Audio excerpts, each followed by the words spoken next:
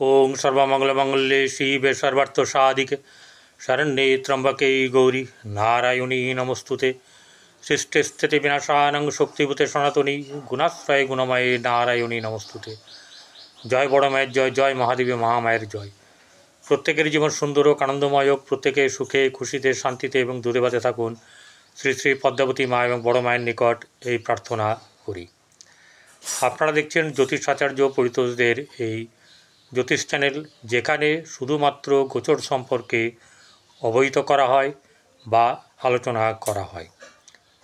আজকে যেমন থাকবে শেষ পর্ব মীন রাশির ক্ষেত্রে শুক্র এবং বুধ দুই মিত্র গ্রহ একসঙ্গে অবস্থান করে যে লক্ষ্মীনারায়ণ যোগ সৃষ্টি করেছে, তার ফল কিভাবে, কতটা, কি ইত্যাদি পেতে পারেন, কি ভালো কি মন্দ সব কিছু গুছিয়ে বলবো। তার আগে একটা কথা বলবো, যারা এখানে এই চ্যানেল দেখেন অথচ সাবস্ক্রাইব করেননি, তাদেরকে বলবো সাবস্ক্রাইব করে পাশে থাকা বেল আইকনে ক্লিক করে অল বটমে প্রেস করবেন। ভালো লাগলে লাইক করবেন বা শেয়ার করবেন। আর একটা কথা হচ্ছে যে এখানে কারোর ব্যক্তিগত জন্মকুণ্ডলী নিয়ে ছক নিয়ে বিচার করা হয় না, ঠিক আছে। এই আলোচনা যা হয় সমস্ত গোচরকে কেন্দ্র করে। নিজের জন্মকুণ্ডলীটা হচ্ছে প্রথম, আর গোচর কি, গোচর হচ্ছে গিয়ে সেটাই বর্তমান সময়ে রাশিচক্রে যে যে গ্রহ যেভাবে অবস্থান করছে বা পরিবর্তন হচ্ছে বা রাশি পরিবর্তন যাই কিছু হোক, সেটাই আমি এখানে তুলে ধরি, ঠিক আছে। এইবারে একটা জিনিস হচ্ছে গিয়ে আপনারা জিনিস জানবেন যে এখানে যা দেখতে পাবো সেই হিসেবেই কিন্তু আমি আপনাদেরকে এখানে সমস্ত কিছু তুলে ধরব। আর যেটা হচ্ছে গিয়ে মীন রাশির আজকের শেষ পর্ব, এরপরে ভাদ্র মাস আজ থেকে শুরু হয়ে যাবে, ভাদ্র মাসের রাশিফল। যাই হোক, মীন রাশি আমাদের রাশিচক্রের শেষ রাশি, যার অধিপতি হচ্ছে বৃহস্পতি। বর্তমানে সেই রাশিতে বসে আছে শনি, বক্রী শনি বসে আছে। এবং আপনাদের এই রাশি থেকে শুক্র এবং বুধ, প্রথমত হচ্ছে যে শুক্র হচ্ছে তৃতীয়পতি এবং হচ্ছে অষ্টমপতি। সে তৃতীয়পতি এবং অষ্টমপতি হিসাবে কিভাবে ফল দেয়, আর এখানে আপনাদের পঞ্চমভাবে কি ফল দেবে। বুধ হচ্ছে গিয়ে পঞ্চমপতি এবং হচ্ছে সপ্তমপতি, সে বসে আছে আপনার এই পঞ্চমভাবে। সেখানে কি ফল দেবে, দুটো মিশ্রিত যখন হবে, অর্থাৎ যখন লক্ষ্মীনারায়ণ যোগটা তৈরি হচ্ছে, তারপর থেকে এই যোগটা যতদিনই থাকবে, ঠিক আছে, সেই ততদিন কী কী সুবিধা বা কী ভালো কী মন্দ পাবেন তা নিয়ে আলোচনা করব। প্রথম কথা হচ্ছে যে এই মীন রাশি হচ্ছে রাশিচক্রের শেষ রাশি। এই রাশির অধিপতি বৃহস্পতি, অর্থাৎ জ্ঞানের কারক, মোক্ষ লাভের কারক, বিদেশ ভ্রমণের কারক, ঠিক আছে, এবং আধ্যাত্মিকতার কারক, এরকম ধরনের শুভ জিনিসগুলো কিন্তু এখানে দেয়। যদি এখানের অধিপতি বৃহস্পতি যদি অশুভ থাকে, তাহলে কিছুটা শারীরিক দিক থেকে অসুবিধা, সাফল্যের দিক থেকে অসুবিধা, এগুলো পাবেন। যাই হোক, মুখ্য আলোচ্য বিষয় হচ্ছে শুক্র এবং বুধ লক্ষ্মীনারায়ণ যোগ। শুক্র হচ্ছে তৃতীয়পতি। দেখুন, শুক্র তৃতীয়পতি শুক্র, সে পঞ্চমে বসে আছে, ঠিক কথাই। বর্তমানে আজকে যখন বলছি তখন বসে আছে চতুর্থে, কিন্তু আমরা তো পঞ্চমের ফল বলবো, লক্ষ্মীনারায়ণ যোগের কথা। তাই তৃতীয় হচ্ছে আপনার ভাই, তৃতীয় হচ্ছে ঘরের থেকে বাইরে, অর্থাৎ রাজ্যের মধ্যে ভ্রমণ, হাতের লেখা, সাহসিকতা, উদ্যোগ, এরকম বহু কিছু আছে। সেই জায়গাগুলোর অধিপতি শুক্র, তো শুক্র শুভফলদায়ক। আমাদের এই বুধ এবং শুক্র হচ্ছে তাৎকালিক শুভ গ্রহ এবং উভয়ের মিত্র গ্রহ। তাহলে এখানে ভাতৃভাব ভালো করবে, বাইরে যদি ভ্রমণে যান সে ভ্রমণের ক্ষেত্রে শুভ করবে, এবং আপনার যেটা হচ্ছে গিয়ে ভাইদের সঙ্গে সম্পর্কের উন্নতিও কিন্তু ঘটাবে, উদ্যোগী ভালো মতন উদ্যোগী হবেন। এসবগুলো হচ্ছে তৃতীয় ভাবের ফল। অষ্টম ভাবের ফল, অষ্টম হচ্ছে গিয়ে আমাদের অষ্টম শুনলেই মনে হয় খারাপ, কারণ ষষ্ঠ অষ্টম দ্বাদশ হচ্ছে মারক স্থান বা অশুভ স্থান, কিন্তু এই অশুভ স্থানে বহু শুভ কিছু লুকিয়ে থাকে। এই অষ্টম স্থানটা হচ্ছে অকাল্ট সায়েন্সেরও স্থান, আয়ু স্থান, ঠিক আছে। আপনার পার্টনারের ধনভাব, এরকম অনেক কিছু আছে। আপনার সন্তানের সুখভাব, সন্তানের মাতার সন্তানের, এরকম ধরনের বহু কিছু থাকে, কারণ সন্তানের ক্ষেত্রে চতুর্থ।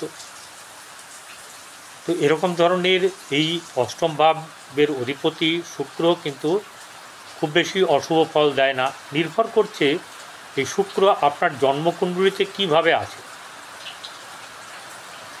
শুক্র জন্মকুণ্ডলিতে কিভাবে আছে তার উপর ডিপেন্ড করছে আপনার ফলাফল। কারণ বলেছি যে আপনার রাশিচক্র, জন্ম রাশিচক্রটাই হচ্ছে প্রধান, তারপর হচ্ছে মহাদশ অন্তর্দশা এবং এই সঙ্গে হচ্ছে গোচর বিচার। তাহলে আমরা এখানে এটা জানতে পারলাম শুক্র শুভকারক গ্রহ। তবে যে রাশির কথা বললাম তৃতীয় অষ্টম, দ্যাট ইজ নট গুড, খুব ভালো এরকম ব্যাপারটা কিন্তু এখানে নেই, ঠিক আছে। শুক্র কি করে? শুক্র আপনার কোণে হচ্ছে সবচেয়ে শুভ, অর্থাৎ কোণ হচ্ছে পঞ্চম এবং নবম, সেখানে শুভ ফল দেয়। দ্বাদশে শুভ ফল দেয়, ষষ্ঠে শুভ ফল দেয়, ঠিক আছে, দ্বিতীয় শুভ ফল দেয়। তো এরকম করে অনেক জায়গাতেই শুভ ফল দেয়। অষ্টমেও শুভ ফল দেয়, সপ্তমে দেয় না।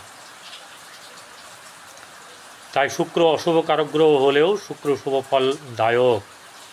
এবারে চলে আসবো বুধ। বুধ আপনার হচ্ছে পঞ্চমপতি।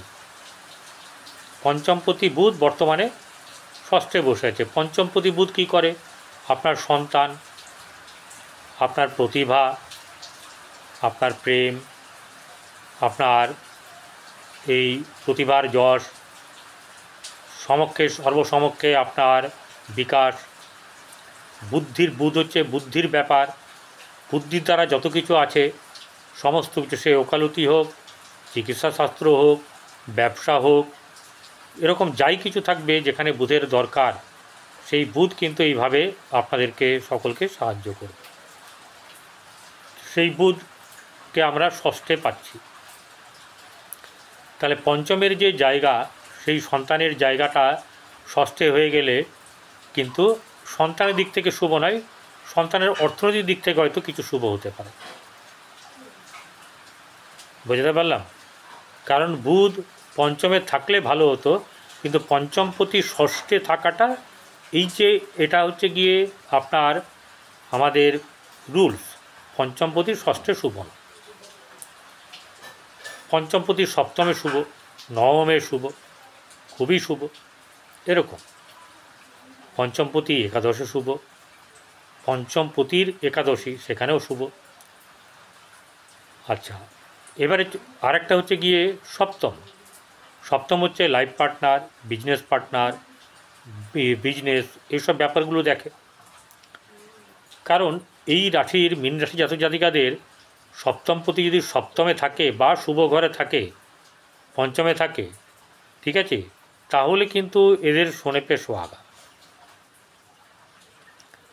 এখানে সপ্তমপতি সপ্তমে বুধ শুভ নাও হতে পারে, কিন্তু স্বক্ষেত্র যখন নর্মালিভাবে, ঠিক আছে, ব্যাপারটা ভালো করে বুঝবেন, অন্য জায়গার সপ্তম আলাদা আর স্বক্ষেত্র সপ্তম আলাদা। তা স্বক্ষেত্রের সপ্তম কিন্তু অশুভ ফলদায়ক নয়। তাহলে এখানে আপনার ব্যবসার বিকাশ বৃদ্ধি, ব্যবসায় শ্রীবৃদ্ধি, ব্যবসায় লাভ, ব্যবসায় উন্নতি, ঠিক আছে, ব্যবসায় প্রসার, এই সমস্ত কিছু কিন্তু করবে। এই সঙ্গে কি করবে? বৈবাহিক জীবন। বৈবাহিক জীবনে বুধ সপ্তমে থাকা কিন্তু খুব শুভ কারক নয়, কারণ বুধ হচ্ছে জারজ সন্তান, ক্লীব রাশি, মানে ক্লীব গ্রহ, ক্লীব বা ক্লীব গ্রহ সপ্তমে থাকাটা শুভ নয়, এটাকে খেয়াল রাখতে হবে। এটা বলে গেলাম। ভালো যেমনি থাকবে মন্দ থাকবে, মন্দ যেমনি থাকবে তার সেমনি ভালোও থাকবে। তাই ভালোগুলো অন্য ধরনের।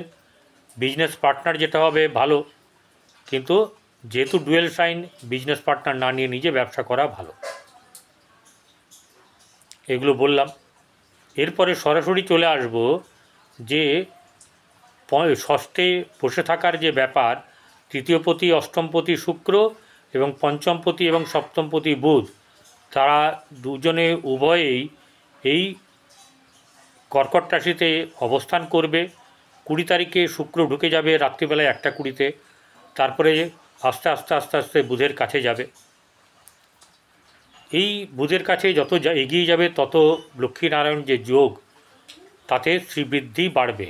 লক্ষ্মীনারায়ণ যোগ যখনই হোক, হয়তো খুব বেশি দেবে কি দেবে না সেটা পরের কথা, কারণ শুক্র ষষ্ঠে কিন্তু শুভফল প্রদান করে, বুধও ষষ্ঠে শুভফল প্রদান করে, কিন্তু বুধের একটা ব্যাপার হচ্ছে গিয়ে শারীরিক দিকটা কিন্তু কিছু না কিছু অশুভত্ব এনে দেবে। তাহলে এই দিক থেকে সাবধানে থাকতে হবে। শারীরিক দিক যদি অসুস্থ থাকে, তাহলে আপনি কিভাবে কাজ করবেন, ব্রেন খাটাবেন, দৌড়াবেন, ব্যবসায় বুদ্ধি লাগাবেন, কি করে? শরীর সুস্থ থাকতে হবে।